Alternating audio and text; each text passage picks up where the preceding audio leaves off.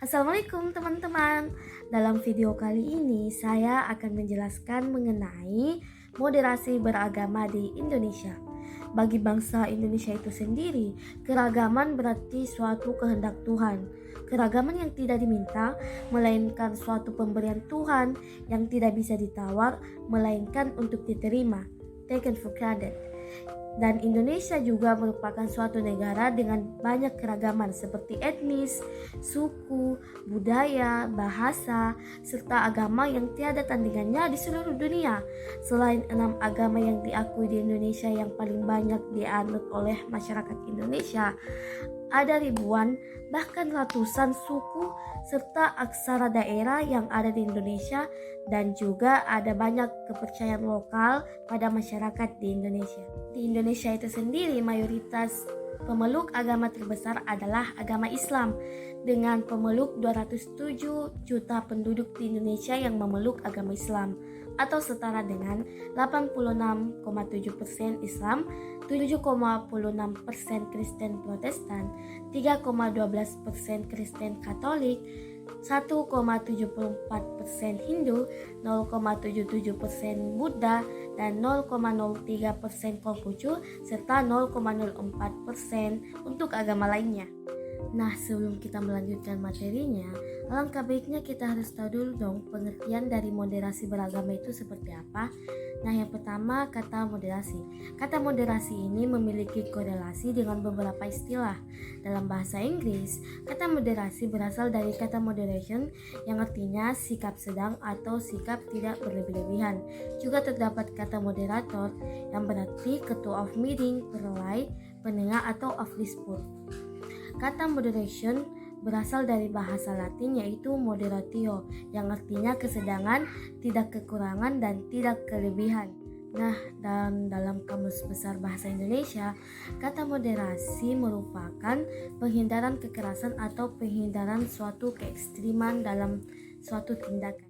Maka ketika kata moderasi disandingkan dengan kata beragama menjadi moderasi beragama, maka istilah tersebut merujuk pada sikap pengurangan kekerasan atau penghindaran keekstriman dalam praktik beragama. Gabungan kedua kata itu merujuk pada sikap dan upaya yang menjadikan agama sebagai prinsip dasar untuk selalu penghindaran kekerasan atau yang ekstrim, radikalisme, serta mencari jalan tengah dalam kehidupan bermasyarakat, bernegara, dan berbangsa. Dan yang selanjutnya itu, apakah moderasi beragama itu penting? Dalam hal ini, pentingnya moderasi beragama itu karena ia menjadi cara agar mengembalikan praktis agama yang sesuai dengan esensinya, dan agar agama benar-benar berfungsi dalam menjaga harkat dan martabat manusia. Oke, sekarang teman-teman, saya sekarang sudah bersama Kak William.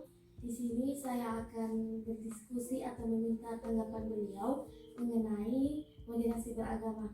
Selamat siang Kak William. Siang. Mungkin Kak William bisa memperkenalkan nama? Perkenalkan, nama saya William Sadayuda. Saya berasal dari jurusan nautika. Bidang saya itu pelayaran, khususnya di bidang nautika, nautical department. Saya sekarang kerja sebagai guru honorer di salah satu SMA di Kota Makassar, sekolah swasta. Terus bidang saya filsafat, teologi, agama, sejarah, dan pelayaran seperti itu. Pelayaran, terutamanya pelayaran. Nah, saya sendiri berasal dari Kristen, aliran Ortodoks, Oriental, atau Koptik, Ortodoks Mesir. Mungkin itu saja, terima kasih. Oke, terima kasih biar tanya materinya Kak William. Di sini Kak, tujuan saya ini bertemu dengan kakak itu ingin meminta tanggapannya kakak mengenai moderasi beragama. Sebelum kita mengerti apa itu moderasi beragama, kita harus paham apa itu kata moderasi. Moderasi sendiri adalah pengurangan keekstriman dalam suatu hal.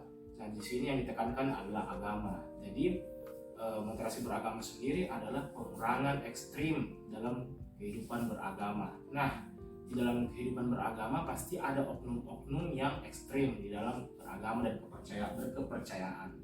Nah, dari situlah timbul akarnya radikalisme. Kita tahu bahwa di Indonesia sendiri ataupun di dunia ini bukan cuma satu agama yang ada, tapi ada beberapa agama yang diakui di negara kita dan diakui di seluruh dunia.